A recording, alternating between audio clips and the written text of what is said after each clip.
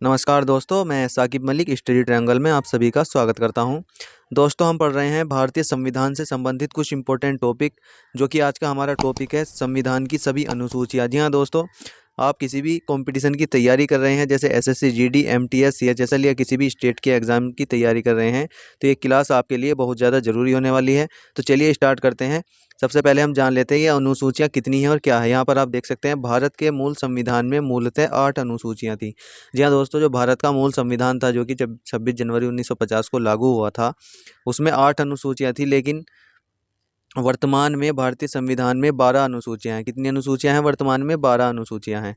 संविधान में 9वीं अनुसूची की बात करते हैं तो कब जोड़ी गई? पहला संविधान संशोधन हुआ 1951 में जोड़ी गई। 10वीं अनुसूची की बात करते हैं तो 52वां संविधान संशोधन हुआ 1985 में ये जोड़ी गई।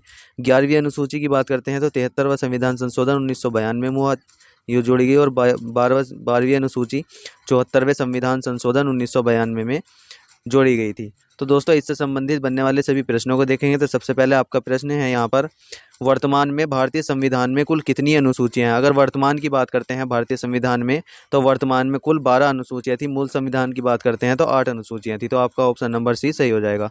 अगला है हमारा, संविधान सभा की प्रारूप समिति द्वारा प्रस्तुत प्रारूप संविधान में कितनी अनुसूचियां थी? जी हाँ दोस्तों, जो संविधान सभा ने प्रारूप समिति के द्वारा जो प्रारूप तैयार किया था, उसमें कितनी अनुसूचियां थी आप लोगों को ये बताना है। तो इसका राइट आंसर हो जाएगा, उसमें 8 अनुसूचियां थी। तो ऑप्शन नंबर बी इसका सही हो जाएगा।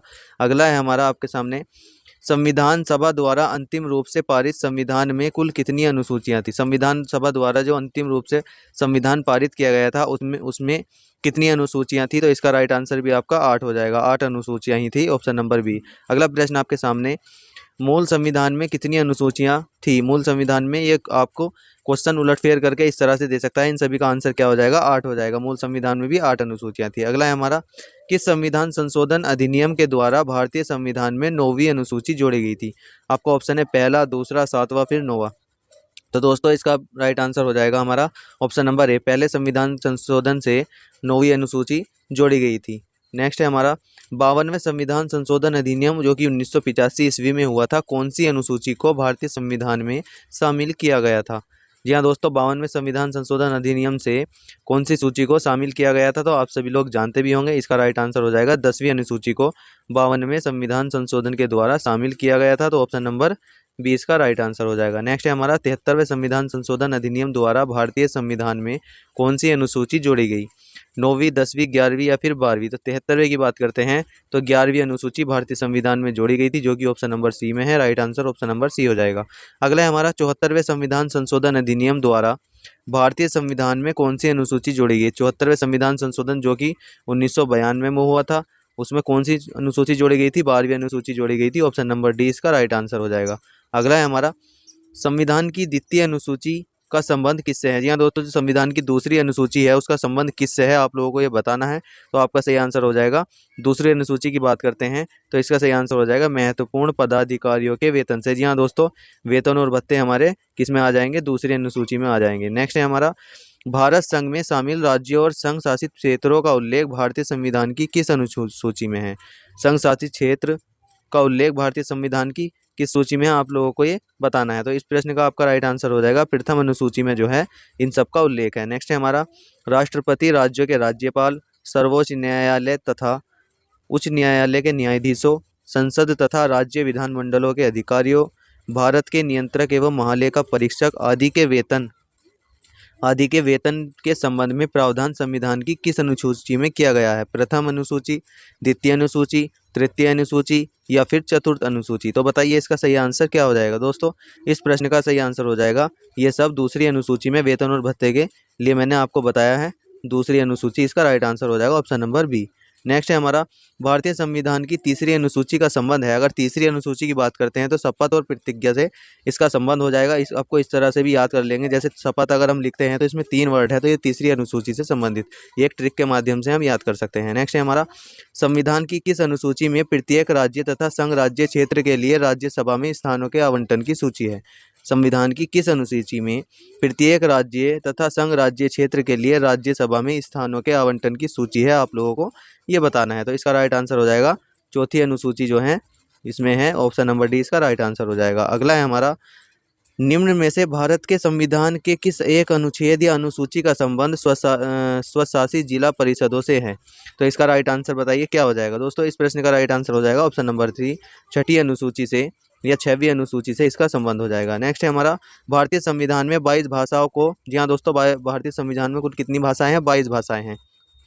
22 भाषाओं को राजभाषा का दर्जा प्रदान किया गया है। इन राजभाषाओं का उल्लेख संविधान की किस अनुसूची में? तो आप सभी लोग जानते भी होंगे, 8वीं अनुसूची में भाषाओं का उल्लेख है। तो option number B is the right answer. Next है हमारा, भारतीय संविधान की 8वीं अनुसूची का संबंध है।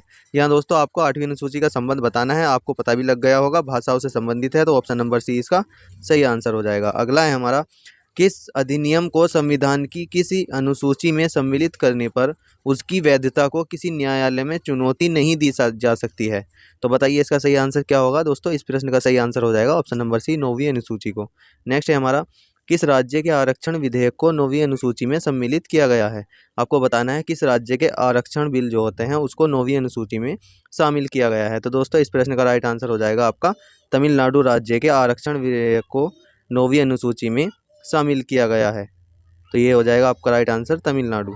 तो इसका ऑप्शन नंबर ए सही हो जाएगा। नेक्स्ट है हमारा, आंध्र प्रदेश से अलग होकर एक नई राज्य तेलंगाना का गठन हुआ। इसमें भारतीय संविधान की किस सूची में परिवर्तन होता है? आप लोगों को ये बताना है। जी हाँ दोस्तों, नए राज्यों का गठन के संबंधित अगर सूची की बात करते हैं, अनुसूची की बात करते हैं, तो वो कौन सी अनुसूची में आ जाएंगे? तो इसका राइट आंसर हो जाएगा ऑप्शन नंबर 1, अनुसूची नंबर 1 में हो जाएगा। नेक्स्ट है हमारा, दल बदल के आधार पर निर्वाचित सदस्यों की अयोग्यता संबंधी विवरण संविधान की किस अनुसूची में दिया गया है? दल बदल विरोधी की बात करते हैं तो 10वीं अनुसूची में इसका उल्लेख दिया गया है। तो इसका राइट आंसर हो जाएगा ऑप्शन नंबर सी। नेक्स्ट है हमारा, संविधान की 6ठी अनुसूची में इनमें से किस राज्य में लागू नहीं होती है? संविधान की 6ठी अनुसूची, संविधान की 6ठी अनुसूची इनमें से किस राज्य में लागू नहीं होती? असम, मेघालय, त्रिपुरा या फिर मिजोरम? तो बताइए इस प्रश्न का राइट आंसर क्या हो जाएगा। अगर 6ठी अनुसूची की बात करते हैं तो असम, मेघालय, त्रिपुरा और मिजोरम में लागू होती है। यहाँ पर इसका राइट आंसर हो जाएगा मिजोरम, क्योंकि मणिपुर में ये लागू नहीं होती है। तो इसका राइट आंसर हो जाएगा ऑप्शन नंबर डी। अगला प्रश्न है हमारा आपके सामने, यहाँ पर आप देख सकते हैं, यदि भारत संघ को एक नए राज्य का सृजन करना हो तो वह संविधान की निम्नलिखित अनुसूचियों में से किस एक को अवश्य संशोधन किया जाना चाहिए? जी हाँ दोस्तों, अगर भारत संघ में से किसी एक नए राज्य का सृजन करना हो तो संविधान की कौन सी अनुसूची को संशोधन किया जाना चाहिए? आप लोगों को ये बताना है। तो इसका राइट आंसर हो जाएगा, संविधान की पहली अनुसूची में संशोधन किया जाना चाहिए। नेक्स्ट है हमारा प्रश्न नंबर 23 आपके सामने, भारत के संविधान की किस अनुसूची में विभिन्न राज्यों में अनुसूचित क्षेत्रों के प्रशासन और नियंत्रण के लिए विशेष उपबंध दिए गए हैं? जी हाँ दोस्तों, राज्यों में अनुसूचित क्षेत्रों के प्रशासन और नियंत्रण के लिए विशेष उपबंध किस अनुसूची में दिए गए हैं? आप लोगों को ये बताना है। तो इसका सही आंसर हो जाएगा ऑप्शन नंबर बी। अगला प्रश्न आपके सामने, निम्नलिखित में से कौन सा एक कथन भारत के संविधान की 4थी अनुसूची का सही वर्णन करता है? अगर भारत के संविधान की 4थी अनुसूची की बात करते हैं तो कौन सा आपका ऑप्शन है जो संविधान की 4थी अनुसूची का सही वर्णन करता है? ऑप्शन नंबर ए है, इसमें संघ तथा राज्यों में शक्तियों के वितरण की रूपरेखा अंतर्विष्ट है। ऑप्शन नंबर बी है, इनमें संविधान में सूचित भाषाएं दी गई हैं। ऑप्शन नंबर सी है, इसमें जनजातीय क्षेत्रों के प्रशासन से संबंधित उपबंध अंतर्विष्ट हैं। और ऑप्शन नंबर डी है, इसमें राज्यसभा के स्थानों के आवंटन से संबंधित उपबंध अंतर्विष्ट है। तो दोस्तों इस प्रश्न का आपका राइट आंसर हो जाएगा ऑप्शन नंबर डी, इसमें राज्यसभा के स्थानों के आवंटन से संबंधित उपबंध है 4थी अनुसूची में। तो 4थी अनुसूची में कौन सा हो जाएगा? ऑप्शन नंबर डी इसका राइट आंसर हो जाएगा। नेक्स्ट है हमारा, तो दोस्तों ये कुछ इंपॉर्टेंट अनुसूचियों से संबंधित जितने भी प्रश्न बनने वाले थे मैं आपके लिए लेकर आया था। अगर आपको हमारी वीडियो अच्छी लगी हो तो वीडियो को लाइक ज़रूर करना, और हमारे चैनल पर पहली बार आए हैं तो चैनल को सब्सक्राइब जरूर करना। धन्यवाद दोस्तों, जय हिंद।